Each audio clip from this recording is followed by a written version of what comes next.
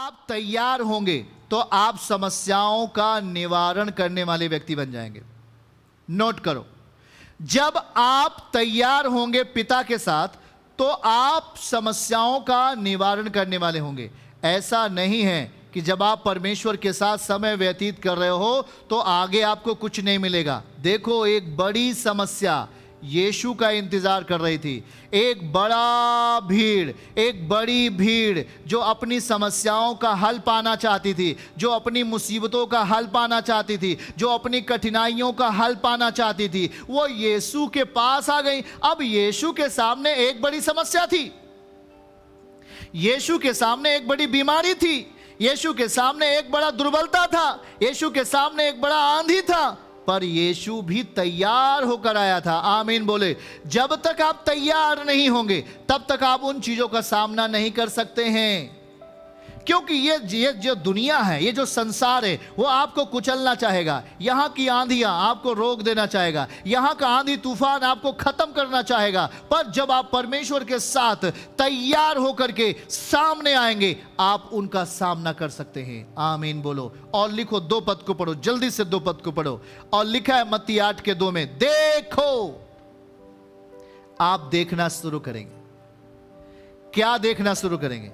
जैसी ही मैं आपको हमेशा कहता हूं, नीचे बहुत सी समस्याएं हैं, नीचे बहुत सारी बीमारियां हैं, नीचे बहुत सारे ठोकर हैं, बहुत सारे समस्याएं हैं, पर ऊपर नहीं है। ऊपर तैयारी का वक्त है, ऊपर तैयार होने का टाइम है, नीचे काम करने का टाइम है।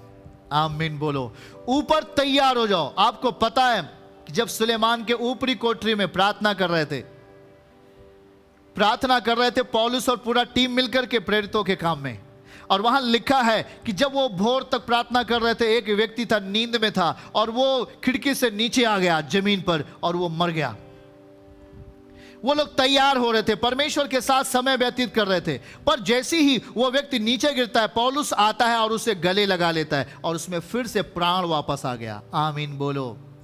परमेश्वर के साथ समय व्यतीत करने का मतलब है कि आप तैयार हो रहे हो, आप उन कठिनाइयों का सामना करने के लिए तैयार हो रहे हो जो आंधी के समान आपके ऊपर आने वाली है।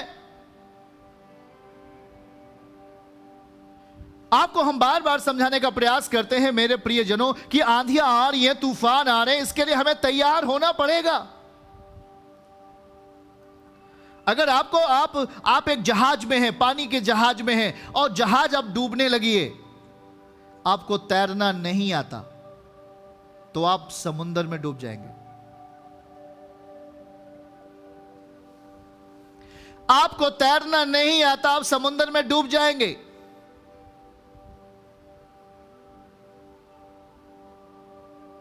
इसका मतलब क्या है कि हमें उस तैराकी के लिए हमें तैराकी सीखना पड़ेगा। हमें तैराकी सीखना पड़ेगा। ये पानी आपको क्या करेगा? ध्यान से सुने। जब एक तैराक होता है, वो खाली वो मिट्टी में नहीं तैरता, वो पानी में ही तैरना सीखता है। आपको इस संसार में रहकर परमेश्वर आपको बताना चाहता है, इस संसार में रहकर आपको वर्ड दे रहा है और बोला कि तुझे इस दुनिया में रहकर ही मैं अपना वचन दे रहा हूं, तैयार हो तू, ताकि आने वाले उस गहराई के समुंदर वो तुझे डुबा ना सके। तू तैयार हो। और अगर आप नहीं तैयार होते हैं तो ये समुंदर, ये पानी आपको निगल लेता है और आप खत्म हो जाते हैं। समय से पहले आप खत्म हो जाते हैं। शायद आप तैयार होते तो आपकी उम्र बढ़ जाती। शायद आप तैयार होते तो आप अपने परिवार के साथ, अपने काम के साथ अधिक समय तक रह सकते थे। आप अपने परिवार के लिए आशीष के कारण बन सकते थे। आप अपने माता पिता के लिए आशीष के कारण बन सकते थे। आप अपने परिवार, अपने गांव के लिए, अपने देश के लिए एक आशीष के कारण बन सकते थे। पर आप तैयार नहीं हुए। तैयारी आप में नहीं है, और जब आप तैयार नहीं हैं तो बहुत सारी चीजों को आप खो बैठते हैं अपने जीवन में। आज प्रभु तैयार होकर जैसे ही पहाड़ से नीचे उतरा, वो लिखा है बाइबल, देखो देखो देखो। सब लोग बोलो देखो। देखने का मतलब कोई अच्छी चीज आप अभी सामने नहीं देखने वाले। आप जब तैयार होंगे तो आपको फाइट करना है। आमीन। इसका मतलब आपकी तैयारी किस बात के लिए? फाइट करने के लिए, लड़ने के लिए। किससे लड़ने के लिए? शैतान से और बीमारी से लड़ने के लिए। आप तैयार होंगे। चलिए मैं कुछ बातों को और सिखाता हूं, यहीं पे आप अपना कलम अपना डायरी रखे रहिए। चलिए हमारे साथ भजन संहिता 29:11 को पढ़ो, बहुत इंपॉर्टेंट है।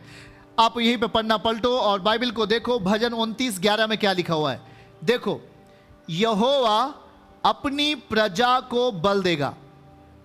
This is point, Lord will give strength, power. यहोवा अपनी प्रजा को बल देगा, पर वो प्रजा बल कैसे पाएगी? जो परमेश्वर के साथ समय व्यतीत कर रहा है। वो प्रजा परमेश्वर की प्रजा जब तक नहीं कहलाएगी तब तक वो प्रजा बल नहीं पाएगी। लिखा है परमेश्वर अपनी प्रजा को बल देगा, देगा, सुनेगा, रहेगा। मैंने अभी आपको बताया नीति वचन 1:33 में, सुनेगा तो रहेगा, मतलब सुनकर काम करेगा तो रहेगा। इसका मतलब क्या है? परमेश्वर आपको बल देना चाहता है। क्या आप परमेश्वर की प्रजा हैं? क्या बोलो, मैं परमेश्वर की प्रजा हूं। आप जब परमेश्वर की प्रजा हैं तो प्रजा किसकी सुनती है? अपने राजाओं के राजा की। वो संसार की नहीं सुनती वो संसार की नहीं सुनती। और जी बड़ा मोछा वाला आदमी आ गया, आप उससे डर गया। हमारे पास उतना बड़ा है नहीं, पर बहुत लोगों के पास बड़े लंबे लंबे मोछे होते हैं। यहाँ तक आप उनको देखकर आप उनको सरेंडर कर देते हो। वो बोलेगा जाके पाप कर, तो आप पाप करना शुरू कर देते हैं। वो बोलेगा जाके गलत काम कर, आप गलत काम करना शुरू कर देते हैं। आपको मालूम नहीं कि उससे बड़ा आपके अंदर रहता है, उससे बड़ा आपके भीतर रहता है। उसके मन को बदल सकता है वो, उसके चट्टान वाले हृदय को अपना मांस के हृदय लगा सकता है। वो एक रात में सोएगा, सुबह आपका आपका आपका भाई बन जाएगा। वो जो शत्रु आपको आपको सुबह मार रहा था, वो जैसी रात क्रॉस हुआ, यीशु मसीह गया और उसके हृदय को, चट्टान वाले हृदय को, पत्थर वाले हृदय को निकाल कर अपना हृदय डाल दिया। और सुबह उठकर बोला भाई मुझे माफ कर दो। कैसे करेगा? कौन करेगा? वो यहोवा अपनी प्रजा का बल है। वो आपको बलवान बनाना चाहता है और यहोवा अपनी प्रजा को शांति की आशीष देगा। इसमें दो चीजें हैं, स्ट्रेंथ बल और ताकत, और शांति की आशीष। मतलब जब तक आपके अंदर बल नहीं आएगा तब तक आपके अंदर शांति नहीं आएगी। अब देखो यीशु जब पहाड़ से उतर रहे थे, क्या लेके उतर रहे थे? बोलो स्ट्रेंथ, बोलो बल। और जब वो बल लेके उतरे तो सामने दुख भरा एक जीवन था, सामने एक शैतान खड़ा था, सामने बीमारी खड़ी थी सामना करने के लिए। किसका? यीशु मसीह का। पर परमेश्वर कह रहा है ना, मैं अपनी प्रजा को बल दूंगा। वो बल देगा तो देगा। उसकी प्रजा चाहे भीड़ में हो या बहुत भीड़ में हो, वो सारी भीड़ को बल दे सकता है, पर वो भीड़ यीशु की प्रजा होनी चाहिए। आज आप बहुत सस्ते में प्रभु को बदनामी करा देते हैं। जहां मेरे प्रभु को महिमा मिलनी चाहिए वहां आप संसार को महिमा देते हैं। आप बहुत बातों में चूक गए, और जब आप बहुत बातों में चूक जाते हैं तो बहुत बातों में आपने अवसर गंवा दिया। कैसा अवसर? आपका नया घर बनने वाला अवसर था, आपने गंवा दिया। आपका बेटे को एक अच्छी नौकरी मिलने वाली थी, आपने अवसर गंवा दिया। आपकी बेटी को एक अच्छा रिश्ता मिलने वाला था, अवसर गंवा दिया।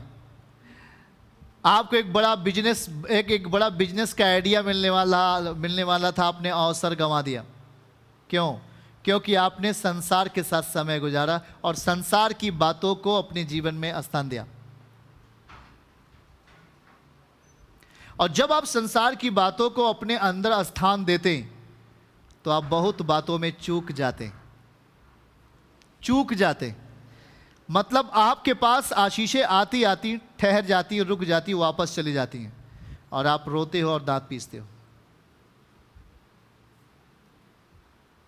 यहां देखो परमेश्वर अपनी प्रजा को बल देता है। बल चाहिए कि नहीं? कितने लोगों को बल चाहिए? हाथ उठाओ भाई। बल चाहिए? यस, आपको बल चाहिए, मिलेगा। पर आप बल कब मिलेगा? जब हम परमेश्वर के साथ समय व्यतीत करेंगे। बुरे लोगों के साथ समय व्यतीत करेंगे तो बुराई का बल मिलता है। तो बुरा काम करेगा आपका शरीर।